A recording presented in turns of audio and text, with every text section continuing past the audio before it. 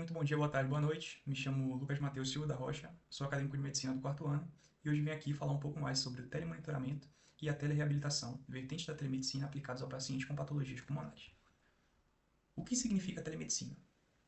Tele vem do grego, e no grego esse tele significa longe ou à distância. Logo, a telemedicina é a aplicação da medicina por uma ferramenta visual, audiovisual, escrita, ou seja, uma ferramenta que permita a comunicação de maneira remota. Como se deu a gênese dessa ferramenta? Como se deu a gênese da telemedicina em si? O principal achado que nós temos é o projeto StarPac. Esse projeto aconteceu no Arizona, num período onde o crescimento aeroespacial era um dos principais objetivos dos Estados Unidos. Então, para conseguir monitorar os aeronautas, os astronautas nesse caso, à distância, a telemedicina precisaria ser aplicada. Okay? Então, foi aplicada a telemedicina em uma tribo, Papago, ao sul do Arizona, e eles conseguiram obter vários achados que comprovavam que, de fato, a telemedicina poderia ser benéfica e ajudar na intenção norte-americana, né, consequentemente, a intenção da NASA. Como, de fato, ocorreu a implementação da telemedicina? O advento da pandemia do Covid-19 foi um dos principais fatores que fez com que a telemedicina fosse implementada e com que o corpo científico reconhecesse as benesses dessa. Agora eu trago para vocês dois temas principais aqui desse resumo, que é o telemonitoramento e a telereabilitação.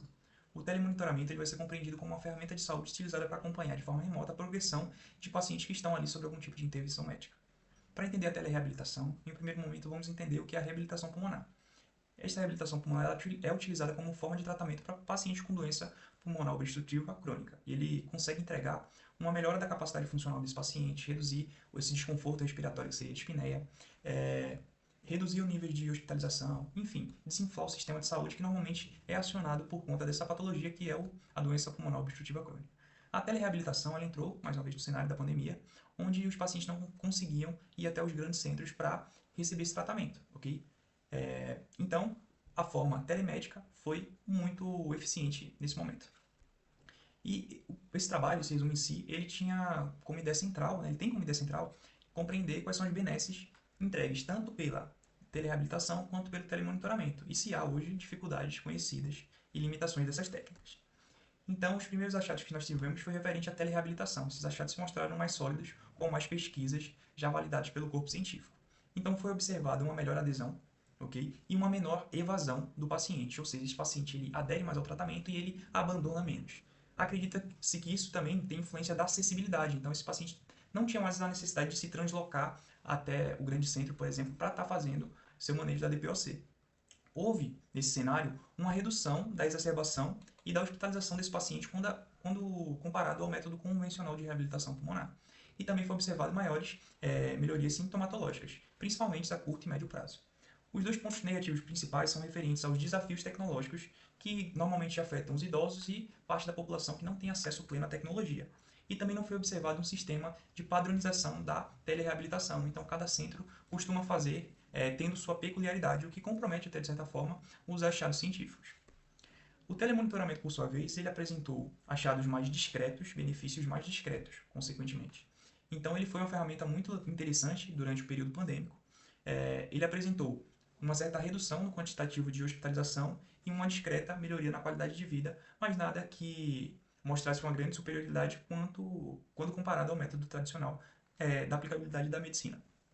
Como pontos negativos, a gente conseguiu observar que houveram limitações do exame físicos que são característicos da telepropedêutica em si. E essa limitação fez com que os médicos solicitassem de maneira mais frequente exames como a tomografia de tórax, para ter uma maior certeza diagnóstica. Isso gerou maiores custos, né? Então, isso não é interessante de forma geral para o sistema de saúde. Também não houve uma significativa melhoria na mortalidade desses pacientes. Então, o telemonitoramento ele mostra benefícios ainda muito discretos.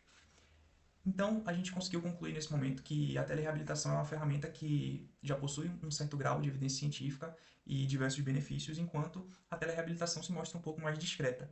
Mas, sem dúvida nenhuma, ainda é cedo e precisamos que exista um arcabouço maior de dados para que a gente consiga gradativamente, de fato, mostrar as benesses da telemedicina e fazer com que, de forma uniforme, se possível, a telemedicina seja aplicada em todo mundo, gerando assim melhoras, né? Uma melhor entrega da saúde aos pacientes. Eu deixei aqui para vocês agora as referências bibliográficas que foram utilizadas e me encontro aí disponível a responder qualquer dúvida sobre essa temática em questão. Agradeço a atenção de todos. Até mais.